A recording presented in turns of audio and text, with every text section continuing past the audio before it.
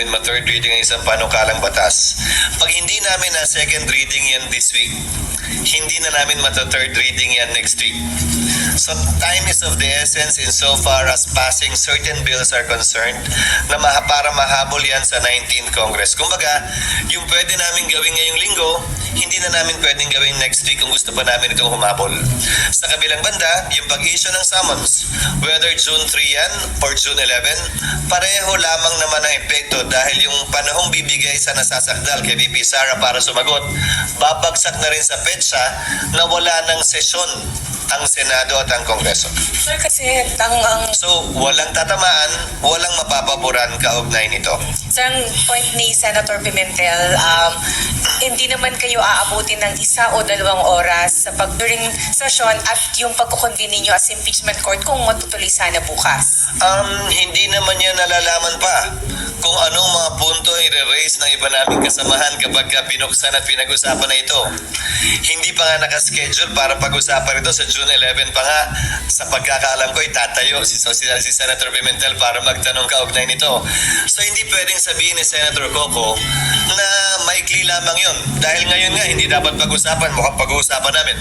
So lalo na kapag yun talaga ang pag-uusapan, tinitiyak ko sa iyo, mas maraming sasabihin at mas maraming tatayo kaugnay ng iba't ibang punto sa bagay na ito. So, ano yung SP? Ibig sabihin, iwasan nyo yung mainit na debate dito na makakakonsume sa Hindi ko oras iniiwasan yung mainit na debate. Ikaw naman, ikaw yung nagtanong. Sabi mo nung una maikli. Ngayon, ang sinasabi ko, hindi para sa kanya na sabihing maikli lang to o mahaba. Dahil hindi niya kayang pigilan, hindi ko kayang pigilan. Sino man gusto magsalita kaugnay nito.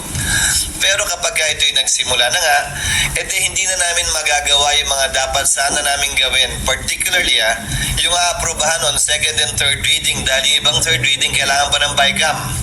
Kailangan pa rin ma-ratify yung BICAM. So, kailangan namin bigyan ng fighting chance man lang na maipasa ito. Ulitin ko, yung trial sa July 28 pa naman, 20th Congress, walang mawawala, walang madadagdag, walang mababawas. Pero itong mga second at third reading, malaki ang mawawala, malaki ang mababawas. Siguro naman, kapag papapiliin tayo sa pagitan ng dalawang pwede nating gawin o dalawang kaling tatahakin natin, doon ka sa mas may magagawa para sa ating mga kababayan. Pero definitely, SP, magkukonvene kayo as impeachment court. Otherwise, pag hindi kayo nag-convene before you adjourn, walang impeachment trial next Congress. Kasama yan siguro sa pagdidebate yan dahil ang dami ko nang napapanood na nagbibigay ng kani-kanyang opinion. Sa dulo, ano man ang opinion nila, miyembro man sila ng Senado ngayon o hindi, ano man ang opinion ko bilang tagapangulo ng Senado, sa dulo, ang susundin naming lahat, ang desisyon ng plenaryo ng mas nakararami. The plenary of the Senate is the supreme body of the Senate. It gets to decide anything and everything. Although at first instance, it can be decided by the Senate President, but ultimately, it will have to be confirmed and affirmed or rejected for that matter by plenary. So yung Sir, June lang ako, sir. So ibig sabihin sa June 11, Nasa na tayo? isa na lang. Hindi po, Brad. Sabihin, sa June 11, babasahin yung articles of impeachment and then thereafter, magkukonvene kayo sa impeachment court. At doon din namin pagpapasyan anumang mga motion kung meron mang gagawin, anumang mga objection kung meron man, anumang tanong kung meron man. Ang dulo nun ay magko-convene ng impeachment court kung yan magiging pasya ng Senado at i-issue yung summons sang ayon sa aming rules para bigyan ng panahon sumagot ang Vice President. Pero since So yung postponement to June 11, sa inyo na po hindi ay makasama. Nakalagay sa Rule 1 ng impeachment rules, if I may direct your attention, it only refers to the Senate President. The Senate President shall set the date when the prosecutors will present the impeachment complaint. Ngayon, initially, yung Senate President, tulad ng sinabi ko, but plenary can decide otherwise if they should decide to do so.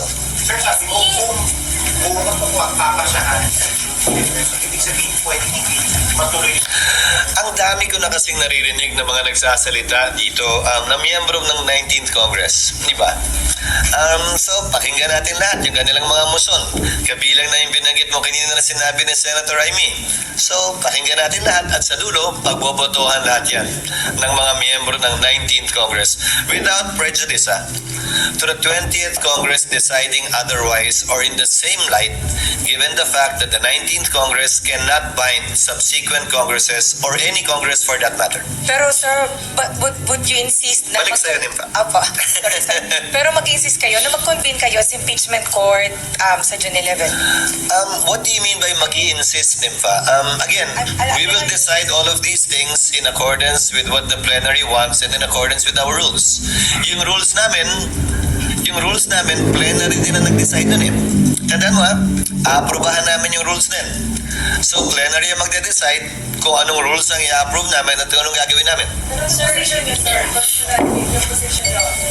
yung convene as impeachment court. In the natural course, yes. Yun ang dapat mangyari. Unless, as I said, may mag-motion, may mag-object, magbotohan, in the end, plenary will decide. But that is what our rules provide. My answer is yes.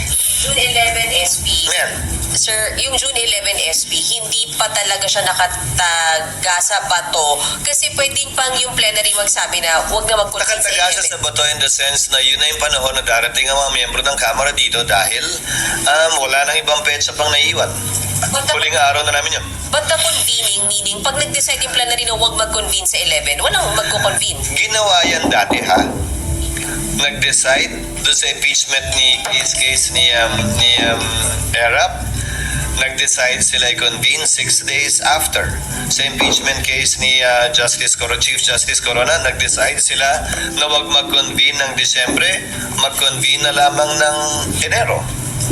So, may mga precedent naman kaugnay nun. Ang kaibahan lang nito, tatawid ito ng panibagong kongreso. Ulitin ko, ang 19th Congress, no Congress can bind subsequent Congresses. Hindi kami pwede magpasa ng tinatawag nating irrepealable law. Hindi kami pwede magpasa ng isang bagay na hindi na pwedeng galawin o baguhin pa ng susunod na Kongreso.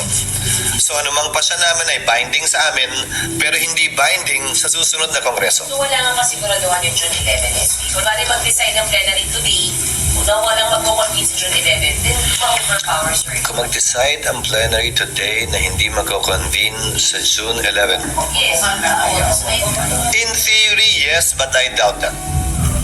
I doubt that that will happen. Bakit, sir? Wala lang.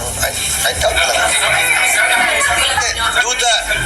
Duda lang ako na yun ang mangyayari dahil maliwanag naman ang tinatalaga ng rules, maliban na lamang kung may maliwanag at klarong basehan at rason para hindi gawin yun. Pero sa dulo, pagbobotohan pa rin yan. But sir, nothing prevents your police from saying, hindi na naman natin ito matatry, pasa na lang natin sa 20th Congress. Nothing prevents them, yes. As I said, nothing prevents anyone from making a motion, nothing prevents anyone from putting it to a vote, nothing prevents anyone from objecting, but ultimately, it will be debated and put to a vote. Pero sir, so ano yung maaga? Ano? Pwede rin po mapaaga. Like this week na.